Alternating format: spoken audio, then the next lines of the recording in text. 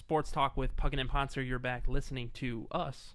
You can follow myself, Austin Puckett, on Twitter at Austin Puckett, and Tim on Twitter at Timothy_Pontzer. And you can follow the station at WXOU. You can access our Facebook page and listen to our past shows, or we call them podcasts. Sports Talk with Puckett and Pontzer. That's on Facebook. You can find that on the search bar. And yeah, that's how you can stay connected with us and all through the week. But we're gonna get into the draft, the NBA draft, which is tonight. The Pistons are picking number 8 overall, as Tim stated earlier in the show. And there's a couple guys that are possibly going to go to the Pistons at 8. One of them being the local kid, Trey Burke, from the University of Michigan, which we broke down in March, as Michigan made their magical tournament run, but he decided to leave school along with Tim Hardaway, who's probably going to be a second-round, maybe late first-round pick.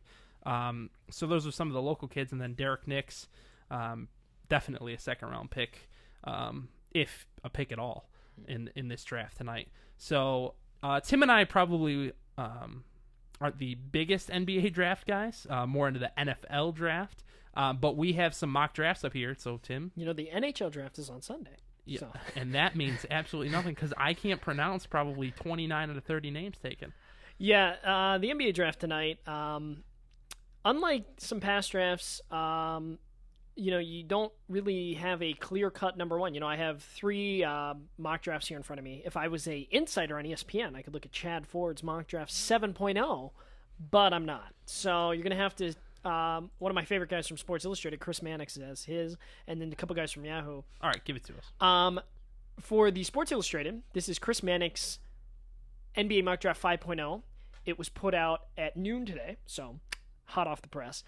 He has Nerlens Noel from the University of Kentucky, go Wildcats, going first to the Cleveland Cavaliers. Noel, is a 7-foot center, power forward guy who's extremely athletic and great on defense. Unfortunately, he just destroyed his knee in that game against whoever they play. I don't know, some SEC school, and he Florida, I think, and he didn't play in the SEC tournament. He didn't play in the big tournament, so Kentucky did not make the big tournament. Maybe they did. I don't even know. Kentucky. No, they lost in the NIT in the first round. Oh, that's right. I forgot about that. That's right. To Robert Morris. Right, at Robert Morris. Right, because they couldn't play in the tournament. All right, we're breaking down Kentucky. They couldn't play in the tournament because the Rupp Arena was hosting a tournament. Yeah, I forgot about that. Regardless, Noel he's not even the clear-cut number one, like I said, because if you look at some of the Yahoo mock drafts, we have Matt Moore and Gary Parrish. Can you just give me one mock draft, please? Nerlens Noel, he has him going number one, Gary Parrish does, but then Otto Porter. I'm already confused. Could be going number one. Can you just give me one mock draft, go through the top 10, and then come back with another one? Okay, well we'll stick with so who is this? with Chris Mannix from Sports Illustrated. Okay. He has Nerlens Noel going number one. To Cleveland. Then he has Orlando picks number 2. He has Ben McLemore from Kansas. Now, McLemore's a guy I'm a big fan of. Good shooting guard, but I don't think the Pistons have any chance of him at 8. And I don't think he's really worth trading up for either. I don't think there's really anyone in this draft that's... This draft is quite weak. Right, exactly. I would say. And there's a couple names that are intriguing, but there's a lot of tweeners. Apparently, Cleveland is really looking to trade the number 1 pick tonight. There's some rumors that Oklahoma City might try and move up. There's rumors that Brooklyn might move up. There's rumors that Orlando, who sits at number 2, might try and get the first and second picks, which would just be bizarre in a weak draft. But, like I said, they pick number 2. They pick Ben McLemore, according to Chris Mannix. Number 3, we have Otto Porter, a small forward from Georgetown, who is another favorite of many Pistons faithful around here. But, like I said, because of the ping pong balls and the coin flips and the handshakes and whatever else they do with that lottery, the Wizards are picking 3 and the Pistons sit down at 8. Right. So, and I'm a big fan of Otto Porter, considering I picked Georgetown to win the tournament. Yeah, how'd that work out? That worked out really well. Like I said, that Puckett and Pontzer kiss of death. Exactly. Otto Porter's a good player, but continue. Hurry up. And that'd be a local kid for the Wizards, from Georgetown, in Washington D.C. area. Also in the Washington, D.C. area is Maryland, and that's Alex Len, a 7'1" center. Chris Mannix has him going number 4 to the Charlotte Bobcats. The Bobcats badly need a big man to shore up a front court that ranked them on the worst scoring and rebounding units in the league last season. They really need everything. The Bobcats are a terrible team.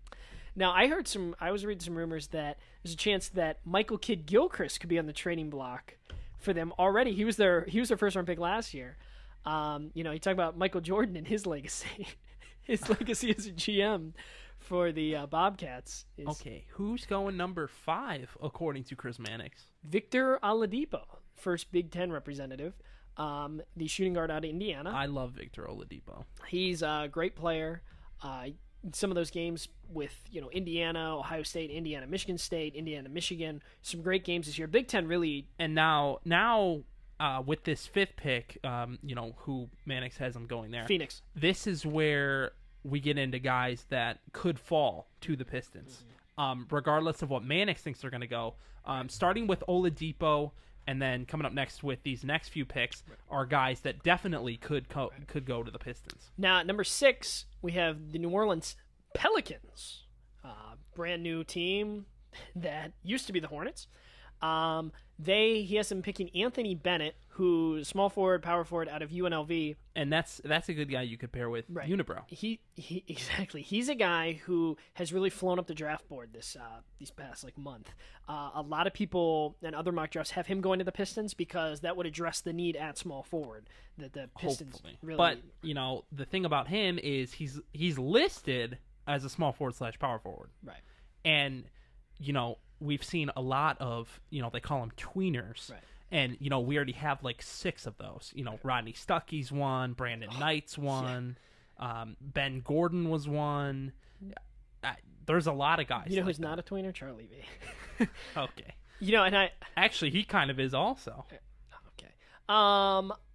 At number 7, to the Sacramento Kings, Mannix has Michael Carter-Williams from Syracuse, a point guard, and he has him going above the local product in Trey Burke, who goes to the Pistons at number 8.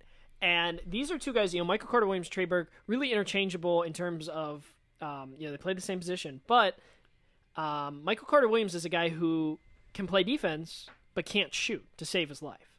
Good passer, which you would want from a point guard. But in today's league, it's more of a point guard-driven league, more of a guard-driven league to begin with.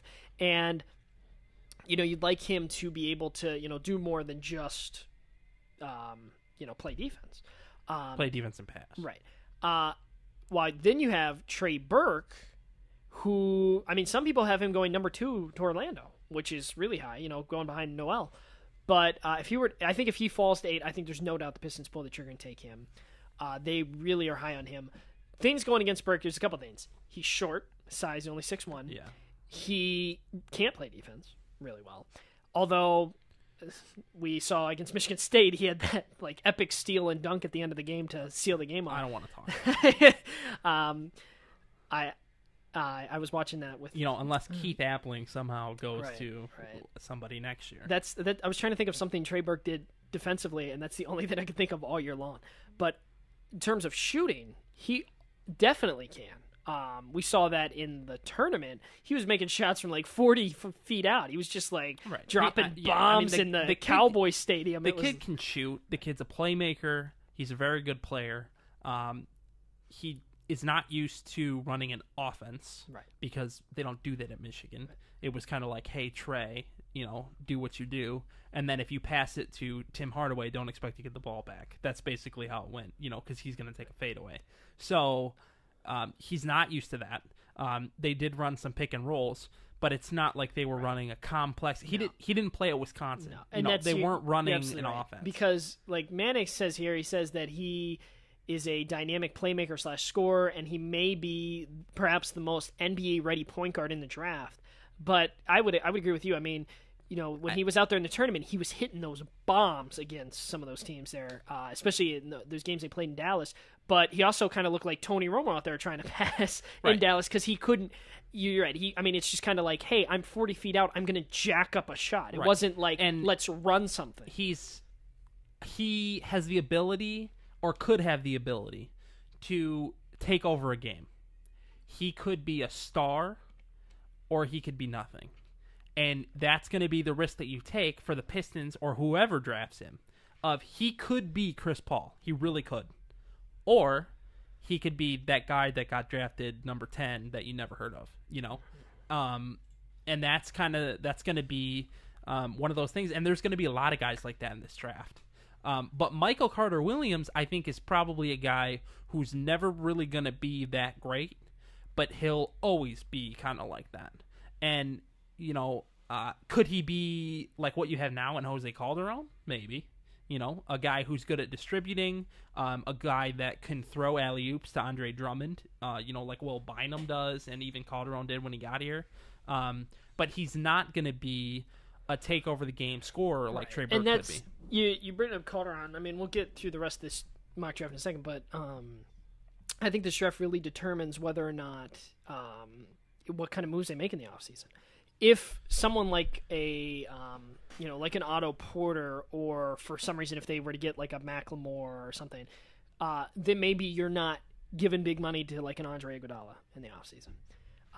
I'm a big fan of Iguodala. I think they're gonna, if they do get him, they're gonna vastly overpay for him. But that would address your small forward position need.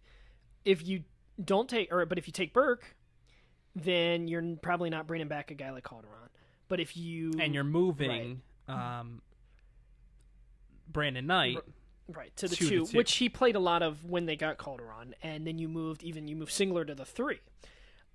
If you get a guy like a Bennett, then you're maybe re-signing Calderon. There's rumors they're going to re-sign Will Bynum. I don't know why they would do that, honestly. He played great with Drummond, but there's talks that the Knicks want him. Go to New York. Don't come back. Leave. And take Stuckey with you. But I mean, this is going to be critical for Joe. I completely agree because in your front court, you got. I know you're not a big fan, but you got Greg Monroe, and then you got a great player in Andre Drummond. You know what? Oh my gosh! Yeah, you have. If I'm watching the draft tonight, which I plan on doing, and they you get to number 3, and all of a sudden the Pistons traded Greg Monroe, I would be ecstatic. Well, it depends on what they get back for him. Obviously. But oh my goodness. At least it wouldn't be so boring at the pass. Well, it wouldn't, and at least they do something bold. I think that's I think this mock draft's right in that if Burke is there at 8, I think there's no doubt they take him for a number of reasons. And I think one of those is that he's a local kid. Right. And now, do you think that that's exciting if they take Trey Burke? Is it exciting? I mean, I think Trey Burke's an exciting player, but I don't think he's. I think there's a difference between being exciting in college and being exciting in the pros. Right. I mean, some can transcend that, but Trey Burke could come in here, be a local product, and maybe look kind of like Mateen Cleaves did. There's or like you said, he could be Chris Paul. I mean, so it's kind of a big drop off. Be Chris Paul, who's one of the best point guards to ever play, or Mateen Cleaves, who was great in college, great local guy, and yeah, he's on the TV now. Right. That's no, you're absolutely right. And I just want make something interest me. The Pistons are one of the most uninteresting, boring franchises. And even when they won, when they weren't exactly really exciting. No, you're right. They were boring. But winning is exciting enough. Oh, winning changes everything. Winning takes care of anything, according to Nike with Tiger Woods. Winning puts people in the seats. That's why they had all those sellers. But even when they were winning, they weren't. They were playing really good defense, and you didn't have a great scoring team. Sure, Chauncey Billups, but Chauncey Billups was a great facilitator. Chauncey Billups was not a great scorer. Ben Wallace was a great defensive player. He was not a great scorer. He was terrible offensively. And then you had, fill in the blank with, you had Rip, who was okay, and Tayshaun. All those guys were just kind of good cogs, and, but that's it. And so when you won, you were winning games 80-70 because you were just scoring enough, but you weren't tearing it up. But if you want exciting, flashy style of basketball, you need stars. And I don't think there is quite a star in this draft. Could Trey Burke turn into a star? Maybe. I think Noel could be a star. You finish. Macklemore could probably be a star. You finish out this draft. You have Shabazz Muhammad going to Minnesota at 9. He's a guy who, I mean, he could play at small forward. We were talking about him on the way here. He's a guy who only scores. So if you want some like flashy scorer, he's your guy. But don't expect him to do anything else. Right. Don't expect him to rebound. Don't expect him to play defense. You had a stat where he played like 25 games or something. Yeah, I think he played 22 games. He had 31 assists. Yeah, that's incredible. Which is ridiculous. I'm pretty sure I've had 31 assists in church basketball on Mondays. I mean, you can literally. I mean, I said this on the way over here. You could have somebody knock the ball out of your hands and get an assist because the guy just picks up and shoots it. You know, I mean, you can accidentally get assists. You could do the old miss a 3 and the guy lays it up assist. Right, right. I mean, there's so many different ways that you can do that, and he just doesn't. And then at 10, you have Portland taking Cody Zeller. Is there anybody in this draft that you say, don't take them? I personally, we're just talking about Shabazz Muhammad is a guy who he had his off the court problems. He's a guy I think the Pistons, yes, they need a scorer, but I'd like to see them get somebody who can do more. I don't I'm sorry, they need a score, but they need that small forward position to really be addressed. But I don't want you to just take a guy who just scores. I would love for them personally to go get Andre Iguodala, and if you're paying him $16 million a year, so be it. Now, is that they have the money to do it? I'm a big fan of Iguodala. There's a reason he was on the Olympic team because he's great defensively, and he can score when needed to. He was out there in Denver for a while, and in Philadelphia and in Denver. But when he was there, he was the guy and quietly put on numbers. And sure, his team didn't win a lot, but he could be the guy maybe. And I think if you added a guy like Iguodala to a team, a younger team with Drummond, with Monroe, with Knight, and then say with a Burke or a Michael Carter-Williams, I think that would be a solid lineup out there that could score and play a bit of defense. Because the Pistons are, definitely going in a younger direction, and I'd like to see maybe a savvy veteran of sorts. And, I mean, Iguodala has 2 gold medals to his name. I mean, he's a guy who hasn't won in the NBA level, but when you're on that NBA Olympic team playing for Team USA, I mean, there's a reason for that. Yeah. I mean, for me, in terms of guys that I do not want them to take, don't take a center, obviously. Right, no reason to. Do not take Cody Zeller. I don't like Zeller. I'm okay with Carter-Williams. I'm okay with Burke. Not really a fan of McCollum. He in this draft, he does not show up till 15 with the Bucks. Right, but he's another point guard. The third point guard that's listed in Chad Ford of ESPN's big board in the top 10, and I wouldn't want him. He's from Lehigh, who pulled an upset against Duke a couple years ago. 2 years ago, yeah. But he's from a small school. He's not going to be a star most likely. So I wouldn't take him. And then, like I said, don't take a center.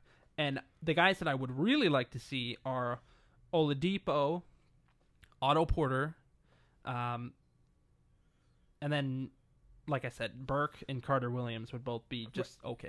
And then Macklemore would be fantastic. Right. I mean, Macklemore would be. But you're absolutely right. If the Pistons were drafting number 1, I don't think they take Noel. I don't either. I think you're looking at maybe taking an Otto Porter or Macklemore. I think they take. I mean, it just speaks to. I mean, all you have to do is scroll down to 17, and you're already starting getting guys from in 3 in a row. You have some guy I can't pronounce from Brazil, a guy I definitely can't pronounce from Russia, and a guy I have no chance of pronouncing from Greece. Those usually happen in late in the second round in some better drafts. Adeto Kunbo. Right, exactly. This draft really, frankly, sucks. And with that 8th pick, this mock draft we're looking at right now and some of these others, they're going to get crumpled up in a couple hours because, those guys get traded, they get drafted, traded. The NBA draft has by far the most amount of trades. The NFL draft has had that as of late, but the NBA draft guys get traded all the time on draft night. There's rumors that Kevin Garnett and Paul Pierce are going to be dealt tonight somewhere, maybe to Brooklyn as part of the draft night deal. But you're right. With this 8th pick, I think it's important to address a need, whether that's at the point guard or small forward, and then that's going to definitely influence what they do in free agency. But I think this is just one part of the piece of the overall puzzle that Dumars needs to do because, like I said, it influences what they do in free agency. They need to do something in free agency, and I'm not going to break it down because I don't know, but I think it's important for them to do something, make some in the second round as well this draft, because you look at getting a guy like a Kyle Singler who can produce for you, getting guys like Kim English who produced for you last year. You get somebody in the second round for a young team that's not really expected to do anything, that you need to do something in this draft that can end up producing. Because if they don't make the playoffs this year, I think Dumars should be gone, and this new coach they got in Mo Cheeks, I mean, you wouldn't fire him right away, but I think this is a very important draft for Dumars, very important offseason. And the sad thing is we've been saying that for years. No, absolutely. And it's a young team, want to see something happen, so we'll see what happens tonight. There you go. Right, definitely. And, I mean, it should be fun to watch, and maybe they'll make a big move. Kind of doubt it. But, maybe they will. So, Tim, do you have a Lions topic that you wanted to bring up? Well, just in the last 4 minutes? Yeah, the NFL is coming up. I saw a tweet today that the NFL regular season starts in like 70 days, or something less than 70 days. Very excited. Down in Allen Park, the Lions are practicing, getting ready for hopefully a better season than last year, hopefully a year more like 2 years ago. And I was going to ask you, we saw what they drafted, saw what they're bringing back, saw some of the guys they brought in. I think overall this has been a pretty solid offseason. Look at just a couple days ago, they signed Israel Donahue and Chris Hope, two veterans. Personally, I'm a fan of Chris Hope, former Steeler, part of the 2005 title team. Israel Donahue had like 10 sacks last year. Like, he's a solid player. I think they're making the right kind of moves. But I was going to ask you to pick one guy on offense and one guy on defense that didn't really produce last year, that you think, and they can be a new guy, they can be a rookie, they can be something that needs to step up this year. And I'll give you mine right now. On offense, I think a guy that is crucial for the Lions to be successful is Nate Burleson. I think Nate Burleson is he broke his leg last year. He's a critical part to that offense. He is that slot receiver for Stafford. He can be a safety valve, but he can also even be a deep threat at times. He's not the fastest guy. Great route runner, though. Great hands. Good blocker as well. And I think he needs to, stay healthy, because he almost was cut going into the season. There was rumors of that. He was almost a cap casualty because they're paying him a lot of money to be that veteran. And he's older and he's injured. And then a guy for me is on defense, Darius Slay, the rookie cornerback. I know that they like Bill Bennett. I was going to say maybe him, but Darius Slay is a guy who really impressed Gunther Cunningham. He's been talking really highly of him. I think he needs to maybe step into not like a starting role at corner, maybe like a nickel corner. And if he could move into one of those two corner spots, I think that he needs to prove why they drafted him so high. I mean, it wasn't like he was, like a steal, but they picked him. They believe in him. Right, that's what I'm saying. So he needs to be worthy of a second-round pick and produce. So those were my two guys. What are yours? I mean, on offense, I think the guy that I would look at is Brandon Pettigrew. Yeah. A guy that struggled with drops a lot. The Lions have started to transform their offense to incorporate more tight ends, being Tony Scheffler and Brandon Pettigrew, much like the Patriots did, but they're not. How's that working out for? But yeah, I think Brandon Pettigrew's a guy that if he stepped up, it could really help the Lions, especially their offense, make the playoffs and maybe. I was talking about Burleson being a safety valve. I mean, that's what Pettigrew is like the very definition of. Exactly, and he can bail out Stafford when he's under pressure and just help him out without being Calvin Johnson. And then on defense, I was going to say Bentley, kind of like Slay, but I'll change mine, and I'll go with Ezekiel Ansah, their first-round pick. A guy who is going to start, barring injury. He will be their left or right end. And the opposite side could be Donahue. It really could be, because they don't really have any ends. Like that signing by the Lions. And, so, I mean, you could have a rookie and, like a, 10, 12-year veteran in a Donahue on the other side. And then Fairley and Sue. Right, Fairley and Sue in the middle. So pretty good line. Yeah, it's decent. Depending on what Slay does. We don't really know. Well, or I'm not Ansah. Slay. Yeah, exactly. So that's why I would say Ansah is going to be a huge part of the line's success, because if he can come out and get 10, 12 sacks, that would really help. Even if he's just disruptive enough to let other guys get 10, 12 sacks. I think, and one thing that I would say is this is going to be tough, is he needs to be better than Averill. Wow. Because even just first year, because that's why they picked him, is because they let Averill go. So from a fan perspective, I mean, that's going to be really tough to do, and odds are he's not going to do it. But from a fan perspective, if he could be better than Averill, you would be looking really good. I think maybe in terms of a pass rush, he might be better than Averill, but Averill was able to make plays, not just on the right. And I'm not expecting him to like drop into coverage, get a pick, something like that, like a zone blitz. But if he can perform just a little bit better than Averill did last year, I think it would really help out the Lions defense, and it would really make them capable of making the playoffs and maybe winning a game, like I said with Pettigrew. But it all starts and ends with Stafford, and that's how it's going to be. But this show started, and now it's going to end with... As you can see, we're really excited for football season. I know. Yeah, we had to talk a lot of little football. We're drowning with baseball, which is fun, and, but like I said, it gets through the doldrums. But yeah, that's our show for today, and you can keep up with us during the week on Twitter with our Twitter handles that we stated earlier, and go to our Facebook page, give it a like. But this has been Sports Talk with Puckett and Pontzer on 88.3 WXOU.